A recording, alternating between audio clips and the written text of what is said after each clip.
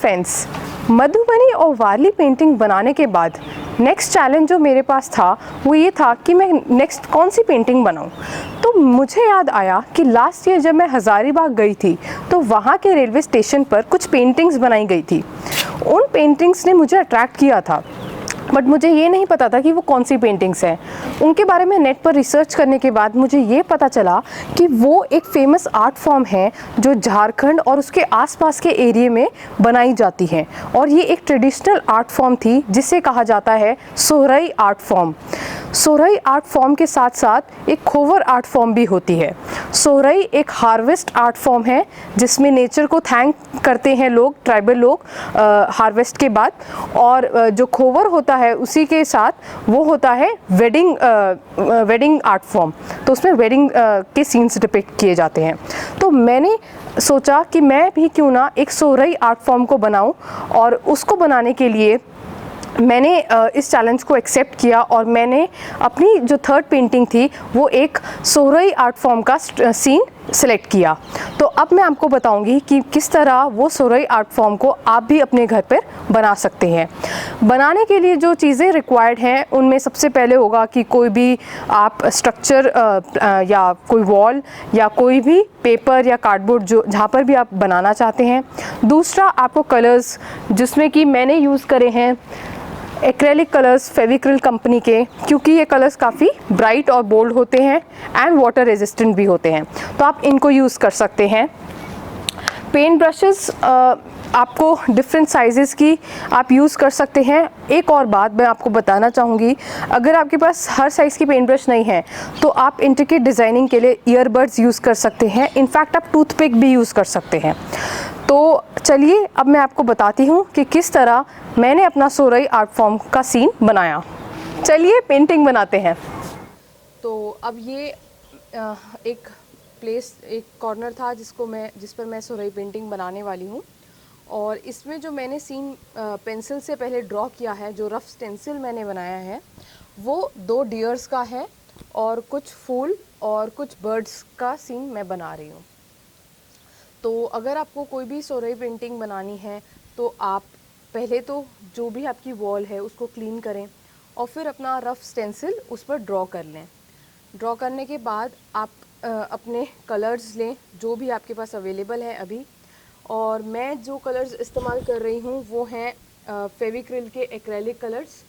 ये easily market में available होते हैं और हम सबके घरों में भी होते हैं, और इन कलर्स की खासियत ये है कि ये बहुत अच्छा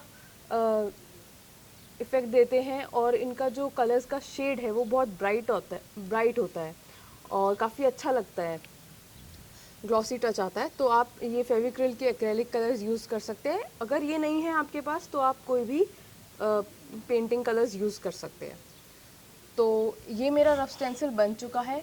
एक बात ये भी है कि अगर आप चाहें तो आप इसको ब्लैक पेन से भी ड्रॉ कर सकते हैं, पेंसिल से ना बनाकर, क्योंकि जो ये सोहराई पेंटिंग होती है इसमें बाद में बाहर से हम ब्लैक से बाउंड्री करते हैं।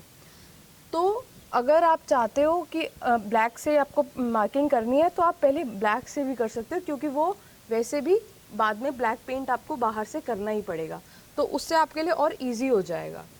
तो मैं आपको दिखा देती हूँ कि किस तरह आप ब्लैक मार्कर से बाउंड्री बनाएंगे। तो जैसे कि मैं आपको डियर का पार्ट दिखाती हूँ, ये जो मेरा डियर है, ताकि आपको स्ट्रक्चर समझ में आ जाए।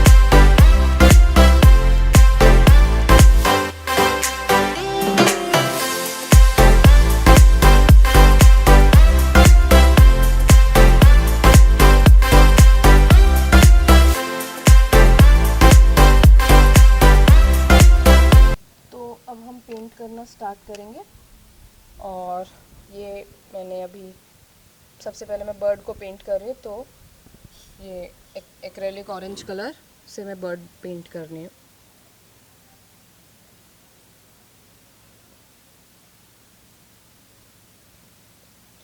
अगर आपका पेंट आपसे बाहर स्पिल हो जाता है या निकल जाता है, तो इस पेंटिंग को बनाते हुए आपको ज़्यादा परेशान होने की ज़रूरत नहीं है, क्योंकि मैंने आपको बताया कि आप बाद में बाहर से बाउंड्री बनाएंगे ब्लैक से, तो ब्लैक कलर ऐसा है जो उस चीज़ को कवर कर देगा।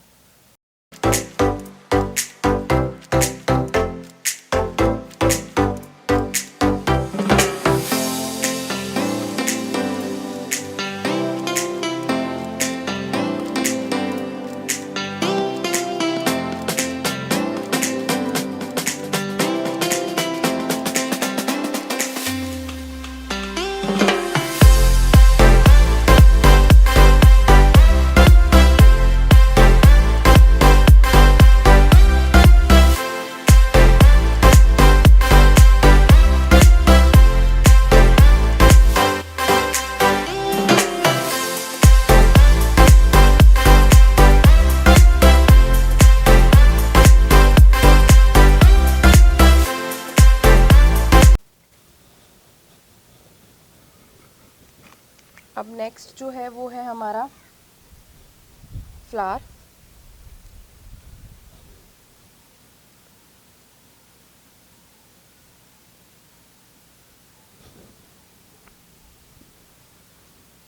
सोरही पेंटिंग का जो बॉर्डर होता है, यूजुअली ये जो बॉर्डर्स होते हैं इन पे बड़े बड़े फ्लावर्स और बेल बहुत ज़्यादा बनाई जाती हैं।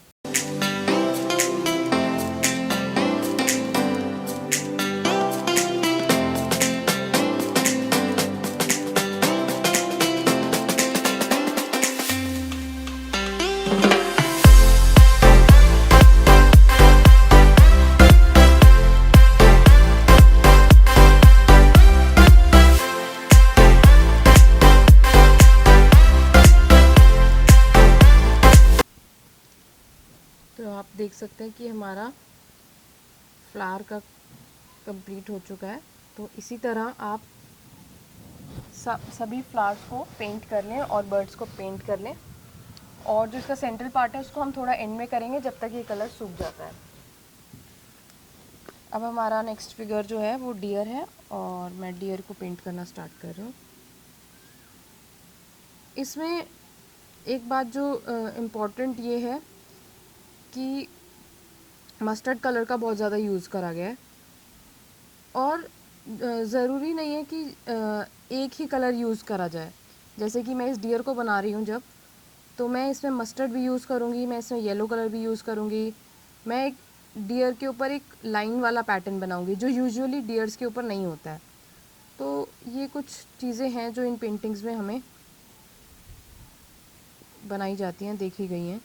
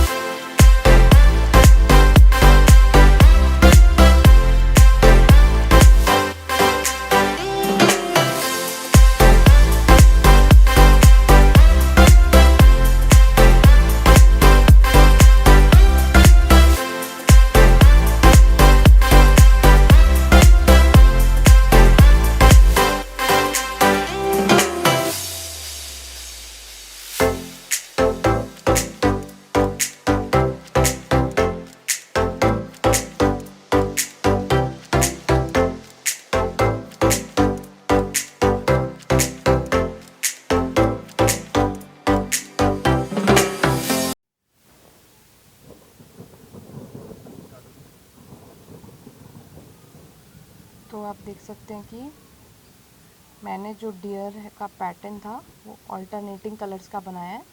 ब्राउन मस्टर्ड स्ट्राइप्स बनाई हैं। अनइवन थिकनेस की, क्योंकि जो मैंने पिक्चर देखी थी तो उसमें इसी तरह से बनाया गया था।